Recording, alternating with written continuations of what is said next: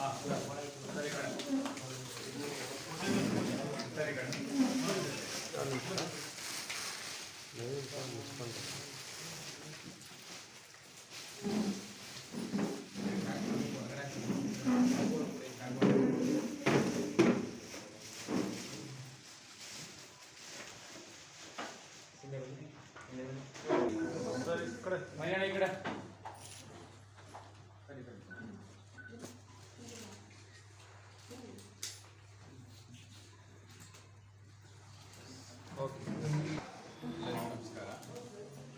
ಕನ್ನಡ ಸೇನೆ ಜಿಲ್ಲಾಧ್ಯಕ್ಷರಾದ ಅವರಿಗೆ ಕನ್ನಡಾಂಬೆ ರಕ್ಷಣಾ ವೇದಿಕೆಯ ವತಿಯಿಂದ 2024ನೇ ಸಾಲಿನ ಕನ್ನಡಾಂಬೆ ರಕ್ಷಣಾ ವೇದಿಕೆಯ ಪ್ರಶಸ್ತಿಯನ್ನು ಕೂಡ ಕನ್ನಡಾಂಬೆ ರತ್ನ ಅನ್ನುವಂಥ ಪ್ರಶಸ್ತಿಯನ್ನು ಕೊಟ್ಟಿರೋಂಥದ್ದು ಭಾಳ ಶ್ಲಾಘನೀಯ. ಹಾಗಾಗಿ ನಾನು ಕನ್ನಡಾಂಬೆ ರಕ್ಷಣಾ ವೇದಿಕೆಯ ಸಂಘದ ಎಲ್ಲ ಪದಾಧಿಕಾರಿಗಳಿಗೆ ಅಭಿನಂದನೆಗಳನ್ನು ಸಲ್ಲಿಸಲಿಕ್ಕೆ ಇಚ್ಛೆ ಪಡ್ತೇನೆ. ಭಾಳ ಅತ್ಯಂತ ಸೂಕ್ತವಾದಂಥ ವ್ಯಕ್ತಿಯನ್ನು ಈ ಪ್ರಶಸ್ತಿಗೆ ಆಯ್ಕೆ ಮಾಡಿದ್ದೀರಾ. ಯಾವತ್ತೂ ಕೂಡ ಒಂದು ಪ್ರಶಸ್ತಿಯನ್ನು ಕೊಟ್ಟಂಥ ಸಂದರ್ಭದಲ್ಲಿ ಆ ಪ್ರಶಸ್ತಿ ಕೊಟ್ಟಾಗ ಪ್ರಶಸ್ತಿಯ ಗೌರವ ಹೆಚ್ಚಾಗಬೇಕು. ವ್ಯಕ್ತಿಗಿಂತ ಪ್ರಶಸ್ತಿಗೆ ಗೌರವ ಹೆಚ್ಚಾದಾಗ ಮಾತ್ರ ಪ್ರಶಸ್ತಿಗೊಂದು ಅರ್ಹತೆ ದೊರಕತಕ್ಕಂಥದ್ದು. ಹಾಗಾಗಿ ಮಂಜುನಾಥ್ ಅವರನ್ನ ಕಳೆದ 1.5 ವರ್ಷದಿಂದ ನಾನು ಅತಿ ಎತ್ತರದಿಂದ ನೋಡ್ತಾ ಇದ್ದೀನಿ. ಕನ್ನಡ ಪರ ಸಂಘಟನೆ ಮತ್ತು ಸಾಮಾಜಿಕ ಕಳಕಳಿಯ ಮೂಲಕ ಕನ್ನಡವನ್ನು ಎತ್ತಿ ಹಿಡಿಯುವಂಥದ್ದು, ಜೊತೆಗೆ ಸಾಮಾಜಿಕ ಅನಿಷ್ಟ ಪದ್ಧತಿಗಳ ವಿರುದ್ಧ ಹೋರಾಟದ ಮೂಲಕ ಅನೇಕ ಒಳಿತಾದಂಥ ಕೆಲಸ ಕಾರ್ಯಗಳನ್ನು ಮಾಡ್ತಾ ಇದ್ದಾರೆ. ಒಬ್ಬ ಯುವ ಮನಸ್ಸು ಸಮಾಜದಲ್ಲಿ ಏನಾದರೂ ಒಂದು ಬದಲಾವಣೆ ತರಬೇಕು ಅನ್ನುವಂಥ ಆತ್ಮವಿಶ್ವಾಸವನ್ನು ಹೊಂದಿರತಕ್ಕಂಥದ್ದು. ಅದರಲ್ಲೂ ಭಾಳ ವಿಶೇಷವಾಗಿ ಕನ್ನಡದ ಬಗ್ಗೆ ಅಪಾರ ಅಭಿಮಾನ ಇದೆ. ಈ ಕನ್ನಡ ನಾಡು ನುಡಿ ಜಲದ ಬಗ್ಗೆ ಯಾರು ಅಭಿಮಾನವನ್ನು ಇಟ್ಕೊಂಡಿರ್ತಾರೆ ಅವರು ನಿಜವಾದಂಥ ಕನ್ನಡಿಗರು. ಹಾಗಾಗಿ ನೀವು ಈ ಒಂದು ಪ್ರಶಸ್ತಿಗೆ ಅತ್ಯಂತ ಸೂಕ್ತವಾದ ವ್ಯಕ್ತಿ ಆಯ್ಕೆ ಮಾಡಿರೋದ್ರಿಂದ ಮತ್ತು ಮಂಜುನಾಥ್ ಅವರಿಗೂ ಕೂಡ ಈ ಒಂದು ಪ್ರಶಸ್ತಿ ತೆಗೆದುಕೊಳ್ಳುವ ಮೂಲಕ ಅವರ ಕೆಲಸ ಕಾರ್ಯಗಳಿಗೆ ಇನ್ನೂ ಕೂಡ ಹೆಚ್ಚು ಜವಾಬ್ದಾರಿ ಸಿಕ್ಕಂತಿದೆ. ಯಾವುದೇ ಒಂದು ಪ್ರಶಸ್ತಿ ಕೊಟ್ಟಂಥ ಸಂದರ್ಭದಲ್ಲಿ ಏನು ದೊಡ್ಡ ಸಾಧನೆ ಮಾಡಿದ್ದಾರೆ ಅಂತ ಪ್ರಶಸ್ತಿ ಕೊಡೋಕ್ಕಿಂತ ಆ ಪ್ರಶಸ್ತಿ ಕೊಡುವ ಮೂಲಕ ಅವರ ಜವಾಬ್ದಾರಿಯನ್ನು ಹೆಚ್ಚು ಮಾಡೋಂಥದ್ದು, ಇನ್ನೂ ಒಳ್ಳೆಯ ಕೆಲಸ ಮಾಡಬೇಕು ಅಂತ ಹೇಳಿ. ಹಾಗಾಗಿ ಮಂಜುನಾಥ್ ಅವರಿಗೆ ಇನ್ನೂ ಕೂಡ ಒಳ್ಳೆಯ ಕೆಲಸ ಮಾಡಲಿಕ್ಕೆ ನೀವು ಪ್ರೋತ್ಸಾಹ ಕೊಟ್ಟಿದ್ದೀರಾ. ಆ ದೇವರು ಆ ಒಂದು ಶಕ್ತಿಯನ್ನು, ಆತ್ಮವಿಶ್ವಾಸವನ್ನು, ಆತ್ಮಶ್ರದ್ಧೆಯನ್ನು ಮಂಜುನಾಥ್ ಅವರಿಗೆ ದಯಪಾಲಿಸಲಿ ಅಂತೇಳಿ ನಾನು ಮತ್ತೊಮ್ಮೆ ಅವರ ಅಭಿನಂದನೆಗಳನ್ನು ಸಲ್ಲಿಸಲಿಕ್ಕೆ ಇಚ್ಛೆ.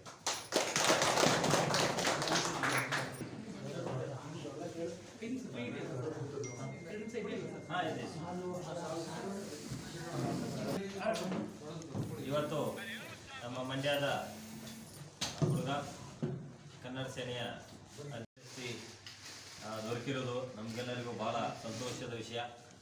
ಈ ಒಂದು ಹಿನ್ನೆಲೆಯಲ್ಲಿ ತಾವೆಲ್ಲ ಇವತ್ತು ಆ ಒಂದು ಪ್ರಶಸ್ತಿಯನ್ನು ಪ್ರದಾನ ಮಾಡಲಿಕ್ಕೆ ಆಗಮಿಸಿದರೆ ತಮಗೆಲ್ಲರಿಗೂ ನಮಸ್ಕರಿಸುತ್ತಾ, ಮಂಜುನಾಥ್ ಬಗ್ಗೆ ನಾನು ಕಳೆದ 6 ತಿಂಗಳಿನಿಂದ ನೋಡ್ತಾ ಇದ್ದೀನಿ. ಅವರು ಕನ್ನಡ ಪರವಾದ ಅವರ ಒಂದು ಚಿಂತನೆಗಳು, ಕನ್ನಡ ಪರವಾದ ಒಂದು ಹೋರಾಟ ಮತ್ತು ಸಾಮಾಜಿಕವಾಗಿಯೂ ಸಹಿತ ಸಾಕಷ್ಟು ವಿಚಾರಗಳಲ್ಲಿ ತಮ್ಮನ್ನು ತಾವು ತೊಡಗಿಸಿಕೊಳ್ಳುವ ಮೂಲಕ ಈ ಒಂದು ಸಮಾಜದ ಏಳಿಗೆಗಾಗಿ ಬಹಳಷ್ಟು ಶ್ರಮಿಸುತ್ತಿದ್ದಾರೆ. ಅಂಥವರಿಗೆ ಈ ಒಂದು ಪ್ರಶಸ್ತಿ ಸಿಕ್ಕಿರೋದು ನಿಜಕ್ಕೂ ಒಳ್ಳೆಯದು.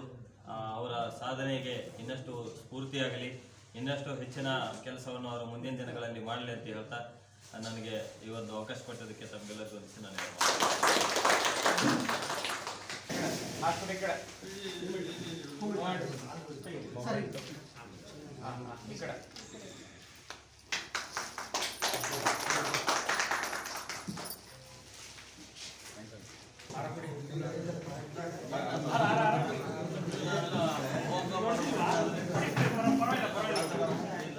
ಯಾಕೆ ಅಂತ ಹೇಳಿದ್ರೆ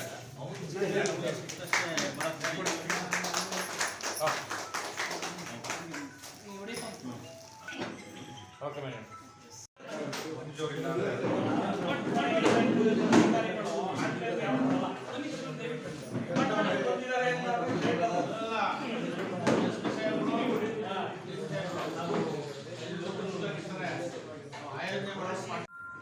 ಕನ್ನಡ ಹೇಗಿರ್ತದೆ ಅಂತಂದರೆ ಒಂದು ಸ್ಟಾಲ್ ವರ್ಡ್ಸ್ಗಳು ಅಂತ ಹೇಳ್ತಾರೆ. ಇಲ್ಲಿ ಕುವೆಂಪು ನಮ್ಮ ಆ ಕಾಲದಂಥ ಒಂದು ವ್ಯಕ್ತಿತ್ವ ಇರ್ತಕ್ಕಂಥವ್ರು ಮಾತಾಡ್ತಾರಲ್ಲ, ಆ ದಾಟಿನಲ್ಲಿ ಮನಸ್ಸಿಗೆ ಕೂತ್ಕೊಳ್ಳೋಂಥ ಮಾತಾಡುವಂಥ ನಮ್ಮ ಅಧ್ಯಕ್ಷರಾದ ಈ ಸಭೆ ಅಧ್ಯಕ್ಷರಾದ ಶ್ರೀಕಂಠೇಗೌಡರಿಗೆ ಹಾಗೂ ನನ್ನ ಆತ್ಮೀಯ ಗೆಳೆಯ ನಮ್ಮ ನಗರಸಭಾ ಅಧ್ಯಕ್ಷ ನಾಗೇಶ್ ಅವರು ಒಡನಾಟ ನಮ್ಮದು ಸುಮಾರು ಒಂದು 20 ವರ್ಷದಿಂದ. ಅವ್ರು ಯಾವಾಗಲೂ ಅವ್ರ ಬಗ್ಗೆ ಮಾತಾಡಲ್ಲ. ನಾನು ತುಂಬ ನೋಡ್ತೀನಿ, ನನ್ನ ಜೊತೆ ಯಾವಾಗಲೂ ವಾರದಲ್ಲಿ 2-3 ಸಲ ನಮಗೆ ಬಂದು ಅರಿಟ್ರಿ ಹತ್ರ ಬಂದಾಗ ಅರ್ಧ ಗಂಟೆ ಮಾತಾಡ್ತಾರೆ. ಅವ್ರ ವ್ಯಕ್ತಿತ್ವ ಏನು ಅಂತಂದರೆ, ಒಬ್ಬರ ಬಗ್ಗೆ ಕೆಟ್ಟದಾಗಿ ಮಾತಾಡಿರೋದನ್ನು ನಾನು ಕೇಳಿಸ್ಕೊಂಡೇ ಇಲ್ಲ. ಒಬ್ಬರ ಬಗ್ಗೆ ಏನು ಚಾಡಿ ಅನ್ನೋದಾಗಲಿ ಇನ್ನೊಂದಾಗಿ ಹೇಳೋವಂಥದ್ದು ಸ್ವಭಾವನೇ ಅಲ್ಲ. ನನ್ನ ಸ್ನೇಹಿತ ಕೀರ್ತಿ ಅಂತ ಹೇಳ್ತಿದ್ದಾರೆ, ಇವ್ರಿಗೆ ಭಾಳ ಆತ್ಮೀಯರು, ಆಮೇಲೆ ಉತ್ತಮ ಸಲಹೆಗಾರರು. ಅವ್ರಿಗೆ ಇವ್ರ ಒಡನಾಟ ನನಗಿಂತ ಜಾಸ್ತಿ ಇದೆ. ಅವರು ಯಾವಾಗಲೂ ಹೇಳ್ತಾ ಇರ್ತಾರೆ ನಮ್ಮ ಕೀರ್ತಿ ಅವರು, ನಾಗೇಶ್ ಬಗ್ಗೆ. ನಾನು ನಾಗೇಶ್ ಅದನ್ನು ಒಂದು ಗುಣ ಯಾರ ಬಗ್ಗೆನೂ ಮಾತಾಡಲ್ಲ. ಆಮೇಲೆ ಅವ್ರಿಗೇನಾದ್ರು ಗೊತ್ತಿಲ್ಲ ಅಂದರೆ ಅದನ್ನು ಗೊತ್ತಿಲ್ಲ, ಅದನ್ನು ತಿಳ್ಕೊಬೇಕು ಅಂತ ಹೋಗಿ ತಿಳ್ಕೊತಾರೆ. ನನಗದು ಭಾಳ ಇಷ್ಟ. ಅದನ್ನು ಕೆದಕಿ ಅದು ಏನು ಅನ್ನೋದನ್ನ ಅವ್ರು ಮಂದಟ್ಟಾಗೋ ತನಕನೂ ಬಿಡಲ್ಲ. ಆ ಥರ ಬಂದು ಕೆಲಸ ಮಾಡ್ತಾ ಇದ್ದಾರೆ. ಈ ನಗರದಲ್ಲಿ ನಾನು ಸುಮಾರು ಅಧ್ಯಕ್ಷಗಳನ್ನ ನೋಡಿದ್ದೀನಿ. ಅವ್ರ ಅಧ್ಯಕ್ಷತೆಯಲ್ಲಿ ಭಾಳ ಚೆನ್ನಾಗಿ ಕಾರ್ಯಕ್ರಮಗಳನ್ನ ಮೂಡಿ ಬರ್ತಾ ಇದೆ. ಹಾಗೆ ಇವರ ಅಧ್ಯಕ್ಷತೆಯಲ್ಲೇ ನಮ್ಮ ಕನ್ನಡ ಸಾಹಿತ್ಯ ಒಂದು ನಡೀತು. ಅದು ಭಾಳ ಅವ್ರಿಗೆ ಅವ್ರ ಜೀವನದಲ್ಲಿ ಒಂದು ದೊಡ್ಡ ಸುವರ್ಣಾಕ್ಷರ. ಅವ್ರ ಪೀರಿಯಡಲ್ಲಿ ಅಧ್ಯಕ್ಷರ ಪೀರಿಯಡಲ್ಲಿ ಆಯಿತು ಅನ್ನೋದು ಅದು ಭಾಳ ಖುಷಿ. ಹಾಗೆ ನನ್ನ ಸನ್ಮಾನಿತರು ಮಂಜು, ನಾನು ಹೋಗು ಬಾ ಫ್ರೆಂಡು. ನಾವು ಅವ್ರ ಬಗ್ಗೆ ಯಾವಾಗಲೂ ಜಗಳ ಆಡ್ತಾ ಇರ್ತೀವಿ ಬಿಡಿ. ಸಂಜೆ ನಮ್ಮದು ಮೀಟ್ ಮಾಡೋದೇ ಅವರು 8 ಗಂಟೆಗೆ. ನಾವು ಹೋಗೋದು ಲೆಕ್ಕನೇ ಇಲ್ಲ. 11 ಆದರೂ ಆಯಿತು, 12 ಆದರೂ ಆಯಿತು, ನಮ್ಮನೆಯವ್ರು ಫೋನ್ ಮಾಡ್ತಾ ಇರ್ತಾರೆ. ಮಂಜು ಅವನೇ ಅಂದರೆ ಸುಮ್ಮನಾಗ್ಬಿಡ್ತಾರೆ. ಏನೋ ಮಾತಾಡ್ಕೊಂಡು ಅವರು ಸಂಘಟನೆಗಳದ್ದು ಬರೀ ಇದ್ದೇನೆ. ನಾನು ಅವರು ಭಾಳ ಯಾವ್ದಾದ್ರು ಒಂದು ವಿಚಾರ ತಗೊಂಡ್ರೆ ಬಿಡಲ್ಲ ಮನುಷ್ಯ. ಮೊನ್ನೆ ನಾವು ಧರ್ಮಸ್ಥಳ ಶ್ರೀ ಶಕ್ತಿ ಸಂಘ ಮತ್ತೊಂದು ಈ ಮೆಗಾ ಇವ್ರದ್ದೇನಿದೆ ಫೈನಾನ್ಸ್ ಇದ್ರ ಬಗ್ಗೆ ಒಂದು ಚರ್ಚೆ ಮಾಡ್ತಾ ಇದ್ರು. ಅವ್ರಿಗೆ ಎಷ್ಟು ಕುತೂಹಲ ಅಂದರೆ, ಹೆಂಗೆ ಬಡ್ಡಿ ಕಟ್ತಾರೆ, ಯಾವ ರೀತಿ ಕಲೆಕ್ಷನ್ ಮಾಡ್ತಾರೆ, ಇದರಿಂದ ಏನೇನು ಆಗ್ತಾ ಇದೆ ಅನಾಹುತನ ಸುಮಾರು ನಾವು ವಾರಗಟ್ಟಲೆ ಚರ್ಚೆ ಮಾಡಿದ್ದೀವಿ. ಅದಾದಮೇಲೆ ಅವರು ಇದ್ದಕ್ಕಿದ್ದಾಗೆ ನಮಗೂ ಗೊತ್ತಿಲ್ಲ, ನಮ್ಮ ರಾಜ್ಯದ ಮಹಿಳಾ ಆಯೋಗದ ಇವ್ರ ಜೊತೆ ಮಾತಾಡಿದ್ರು. ಮೇಡಮ್ ಈ ಥರ ಅಂತ. ದುರಾದೃಷ್ಟವಶ ಮಂಡ್ಯ ಕೇರ್ಪೇಟೆನಲ್ಲಿ ಒಂದು ಕೇಸ್ ಆಗ್ಬಿಡ್ತು. ಅದಕ್ಕೆ ಮಂಜು ಅವರು ನೇತೃತ್ವ ವಹಿಸ್ಕೊಂಡ್ರು. ಅದಾದಮೇಲೆ ವರ್ಲ್ಡಲ್ಲಿ ಒಬ್ಬರು ಸತ್ತೋಗ್ಬಿಟ್ರು. ಆ ಮೇಡಮ್ ಅವರು ಬರಲೇಬೇಕು ಅಂತ ಬೆಳಿಗ್ಗೆ 11 ಗಂಟೆಗೆ ಹೇಳಿದ್ರು. ರಾತ್ರಿ 10 ಗಂಟೆಗೆ ಬಂದರು. 10 ಗಂಟೆ ತನಕ ಹೋಗಿ ಒಳಗಲ್ಲಿ ಕಾಯ್ಕೊಂಡು ನಿಂತವ್ರೆ. ನನಗೆ ಭಾಳ ಆಶ್ಚರ್ಯ, ಏನಿಗೆ ಮನುಷ್ಯ ಊಟ ಇಲ್ಲ ಏನಿಲ್ಲ. ಅಲ್ಲಿ ಹೋಗಿ 11 ಗಂಟೆಗೆ ಬರ್ತೀನಿ ಅಂತ ಆಕೆ ಹೇಳಿದ್ರು. ಇವ್ರು ನೋಡಿದ್ರೆ ರಾತ್ರಿ 10 ಗಂಟೆಲಿ ಹೋಗಿ ಕಾಯ್ಕೊಂಡು ಅದು ಏನು ಆ ಜನನೆಲ್ಲ ಕುಣಿಸ್ಕೊಂಡು ಅವರು ಹೆಂಗಸರುಗಳು ಹೊಡೈತಾರೆ. ಅವ್ರಿಗೆಲ್ಲ ಇಲ್ಲ ನಿಮ್ಮ ನ್ಯಾಯ ಸಿಗ್ತದೆ ಇರಿ ಅಂತೇಳಿ 10 ಗಂಟೆ ರಾತ್ರಿನಲ್ಲಿ ಆಕೆ ಬಂದು ಫಸ್ಟ್ ಕ್ಷಮೆ ಕೇಳಿ, ಪಾಪ ಅವ್ರಿಗೂ ಒತ್ತಡ, ಎಲ್ಲ ಕಡೆಯೂ ಇದೇ ಕೆಲಸಗಳು. ಅವ್ರ ಜೊತೆ ಮಾತಾಡಿದ್ರು. ಅದಾದ್ಮೇಲೆ ಅವರು ನಮ್ಮ ಮಂಡ್ಯದಲ್ಲಿ ಒಂದು ಸಭೆ ಮಾಡಿ ಅರಿವು ಮೂಡಿಸ್ಬೇಕು ಅಂತೇಳಿ ಅವ್ರನ್ನ ಕರೆಸಿ ಒಂದು ಸಭೆ ಮಾಡಿದ್ರು. ಆಗ ಅವರು ಭಾಳ ತುಂಬ ಚೆನ್ನಾಗಿ ಮಾತಾಡಿದ್ರು. ಇವ್ರು ಏನು ಹೋರಾಟ ಹಮ್ಮಿಕೊಂಡಿದ್ರು ಅದನ್ನು ಎಳೆಯಾಗಿ ಬಿಚ್ಚಿದ್ರು. ಅದರಿಂದ ಸ್ವಲ್ಪ ಜಾಗೃತಿ ಮೂಡಿತು.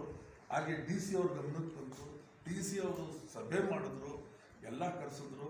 ನೋಡಿ ಯಾವ ರೀತಿ ಆಗಿದೆ ಅಂದರೆ, ನೆನ್ನೆ ದರ್ಶನ್ ಬಂದು ಇದ್ರ ಬಗ್ಗೆ ಚರ್ಚೆ ಮಾಡಿದ್ರು.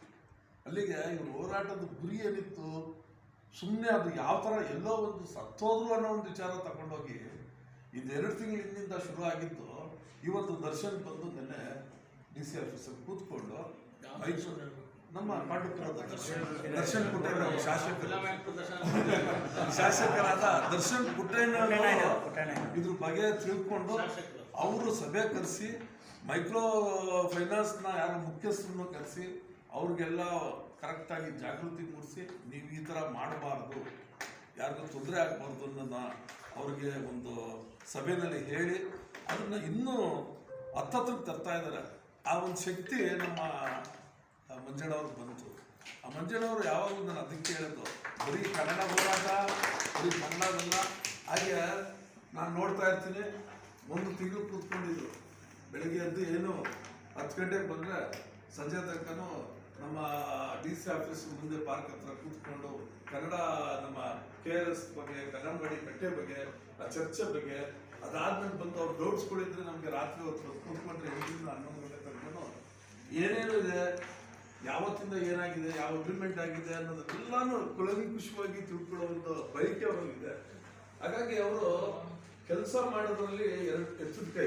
ಅಂದ್ರೆ ಕೆಲಸ ಯಾರೋ ಮಾಡ್ತಾರೆ ಫೋಟೋಗೋಸ್ಕರ ಅಲ್ಲ, ಅವರು ಪರ್ಫೆಕ್ಟ್ ಆಗಿ ತಿಳ್ಕೊಂಡು ಹೋಗಿ ಕೆಲಸ ಮಾಡುವಂತ ವ್ಯಕ್ತಿತ್ವ. ಅವರಿಗೆ ಈ ಪ್ರಶಸ್ತಿ ಕೊಟ್ಟಿದ್ದಾರೆ ಕನ್ನಡಾಂಬೆ ಅಧ್ಯಕ್ಷರು ಮೈಸೂರು ರಾಜಶೇಖರ್ ಅವರು ರಾಜ್ಯ ಅಧ್ಯಕ್ಷ ಆಗಿದ್ದಾರೆ. ಅವರು ನಮ್ಮ ಮಂಜಣ್ಣನ ಗುರುತಿಸಿದ್ದಾರೆ, ಜೊತೆಗೆ ಒಂದು ಒಳ್ಳೆ ಮಾತು ಹೇಳಿದ್ದಾರೆ. ನನ್ನ ಬೆನ್ನೆಲುಬಾಗಿ ನನ್ನ ಅವರ ಹೋರಾಟದ ಜೊತೆ ಇರ್ತೀನಿ ಅಂತ ಹೇಳಿದ್ದಾರೆ. ಅವ್ರಿಗೂ ಈ ಸಂದರ್ಭದಲ್ಲಿ ನಾನು ಧನ್ಯವಾದವನ್ನ ಹಾಗೆ ಇಲ್ಲಿ ನೆರೆದಿರ್ತಕ್ಕಂಥ ಎಲ್ಲ ಪದಾಧಿಕಾರಿಗಳಿಗೂ ನನ್ನ ಅಭಿನಂದನೆ ಸಲ್ಲಿಸಿ ವರಪ್ರಸಾದ್ ಸರ್ ಮಂಜುನಾಥ್ ಅವರ ಹೋರಾಟದ ಬದುಕನ್ನು ತುಂಬ ಚೆನ್ನಾಗಿ ಕಟ್ಕೊಟ್ಟಿದ್ದಾರೆ. ಇಂಗ್ಲೀಷ್ನಲ್ಲಿ ಒಂದು ಮಾತಿದೆ, A spark neglected burns A house ಅಂತ. ಒಂದು ಕಡೆಗಣಿಸಿದ ಒಂದು ಬೆಂಕಿಯ ಕಿಡಿ ಒಂದು ಮನೆಯನ್ನೇ ಸುಟ್ಬಿಡುತ್ತೆ ಅನ್ನೋದು ಒಂದು ಒಳ್ಳೆಯ ಮಾತು. ಆದರೆ ಇಲ್ಲಿ ಹೋರಾಟದ ಕಿಡಿ, ಮಂಜುನಾಥ್ ಅವರ ಒಳಗಿನ ಹೋರಾಟದ ಕಿಡಿ ಸರ್ ಹೇಳಿದಾಗೆ, ವರಪ್ರಸಾದ್ ಸರ್ ಹೇಳಿದಾಗೆ ಒಂದು ಲಾಜಿಕ್, ಒಂದು ಅಂತ್ಯವನ್ನು, ತಾರ್ಕಿಕ ಅಂತ್ಯವನ್ನು ಕಂಡಿದೆ ಅನ್ನೋದಾದರೆ ಅದು ಹೆಮ್ಮೆಯ ವಿಚಾರ. ನನಗೂ ಭಾಳ ಖುಷಿಯಾಯಿತು. ಈ ಸಂದರ್ಭದಲ್ಲಿ ತಮ್ಮ ಹೋರಾಟದ ಬದುಕು ಮತ್ತು ಈ ಪ್ರಶಸ್ತಿ ಸ್ವೀಕರಿಸಿದ ಸಂದರ್ಭದ ಈ ಕ್ಷಣದ ಒಂದು ಕುರಿತು ಮಂಜುನಾಥ್ ಅವರು ಒಂದೆರಡು ಮಾತುಗಳನ್ನು ಆಡಬೇಕು ಅಂತ ಕೇಳ್ಕೊಳ್ತೀನಿ.